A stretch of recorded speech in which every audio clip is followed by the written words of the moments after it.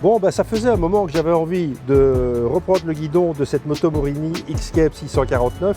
Les premières impressions lors de sa sortie m'avaient vraiment enchanté. On va voir si ça se confirme. Il y a quelques petites modifications, mais pas grand-chose. Juste pour confirmer qu'on est toujours bien sur cette moto Morini motorisée par ce moteur Kawasaki 649. Allez, on fait chauffer le moteur.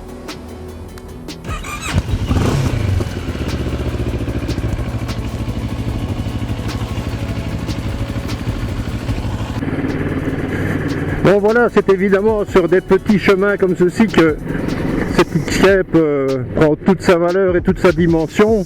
Voilà, c'est semi-carrossable, on est dans des petits endroits bien sympas où cette moto ne demande qu'une chose, c'est à se trouver une petite place. Voilà, on va un peu sortir des sentiers battus. Et là, de nouveau, cette X-Cape montre tout ce potentiel. Le moteur n'est pas exagérément puissant. On retrouve toujours cette douceur qu'on avait découvert lors de la présentation initiale de cette moto.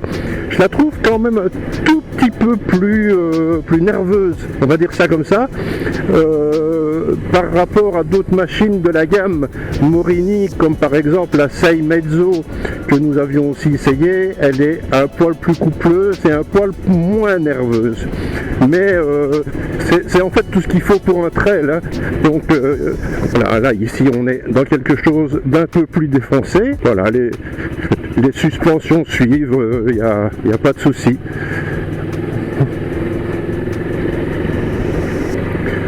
Je reste assis bien confortablement sur la moto avec une bonne position de conduite qui est tout à fait naturelle, avec un très grand guidon qui facilitera les manœuvres en ville et évidemment les manœuvres en off-road. Alors la moto est munie en fait de pontées de guidon qui rehaussent un peu le guidon et qui permettent évidemment d'avoir une position debout que nous allons prendre ici tout de suite et qui évidemment facilite l'off-road. Le réservoir n'est pas trop large au niveau des jambes et permet de bien maintenir la moto. Sincèrement, cette petite Morini X-Cape confirme tout le bien qu'on pensait d'elle quand elle est sortie, tant au niveau de ce comportement, de sa gueule que je trouve très sympa et de son rapport qualité-prix. Quand cette Morini X-Cape est sortie, de manière unanime, la presse s'était réjouie du look de la moto, de ce côté un peu vintage, ancienne moto du Dakar. Il y avait un mélange entre le moderne et l'ancien qui avait ravi tout le monde. Bon, le plumage, évidemment, doit être égal au ramage. Et déjà, à l'époque, on avait apprécié la manière dont cette moto se comportait. D'abord animée par ce bicylindre d'origine Kawasaki, et c'est toujours le cas. On est toujours sur une modeste puissance, ok, de 60 chevaux, mais sincèrement, c'est assez pour la balade en duo et faire de l'off-road. Alors, cette machine est toujours évidemment motorisée de la même façon, comme je viens de le dire. Elle est toujours équipée de la même façon aussi, avec toujours ce bel habillage. Maintenant, il y a une édition black qui est disponible aussi. On est à 7 199 € comme prix de base pour une moto hyper complète avec un grand écran TFT et disponible dès maintenant, mais aussi en mise à jour, la possibilité de raccorder votre smartphone via le grand écran TFT et d'obtenir en fait un affichage cartographique directement sur l'écran. Ça, c'est quand même pas mal. Alors, il y a deux modes de conduite. Il y a un mode ride qui est en fait pour se mouvoir sur les routes, et puis il y a un mode off-road qui désenclenche l'ABS au niveau de l'arrière. La moto est confortable, assez basse de selle pour être accessible à tout le monde.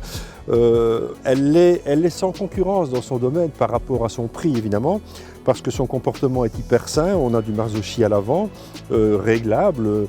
Pareil à l'arrière, on peut évidemment affiner le réglage des suspensions en fonction de sa morphologie et aussi en fonction de son style de conduite. On est sur une machine qui fait 213 kg. C'est pas la plus légère de sa catégorie, mais c'est tout à fait raisonnable en fait comme poids embarqué. On a ici un pare-brise qui est qui est réglable en hauteur, ce qui permet d'avoir une protection supplémentaire quand on est sur l'autoroute et de la baisser quand on est en off-road pour avoir une bonne vision sur ce qui se passe directement devant vos roues. Le passager ne sera pas en reste avec une selle large confortable avec du rembourrage et deux belles grandes poignées de maintien ici qui feront qu'il se sentira parfaitement aussi à l'aise sur cette moto. Donc voilà, toujours dans cette belle livrée, toujours avec cette même détermination de plaire, ce côté italien, Moto Morini, très vieille marque évidemment, et je reste en fait enthousiaste au guidon de cette moto parce qu'en fait elle fera le taf pour aller au boulot. Elle sera évidemment aussi à l'aise en ville parce que son grand guidon permet d'avoir une bonne maniabilité de la moto, comme ça permettra de l'avoir également en off-road. Voilà une machine de milieu de gamme, ça fait déjà peut-être un mois ou deux qu'on est dans le milieu de gamme, mais cette poussée de la moyenne cylindrée chez tous les constructeurs reste maintenant une évidence et il faut se rendre compte que 1. Les conditions de circulation, 2. La taxation rageuse des appareils photo en bord des routes font que on va peut-être tout doucement commencer à se limiter en puissance et juste garder l'essentiel quand on roule à moto, le plaisir.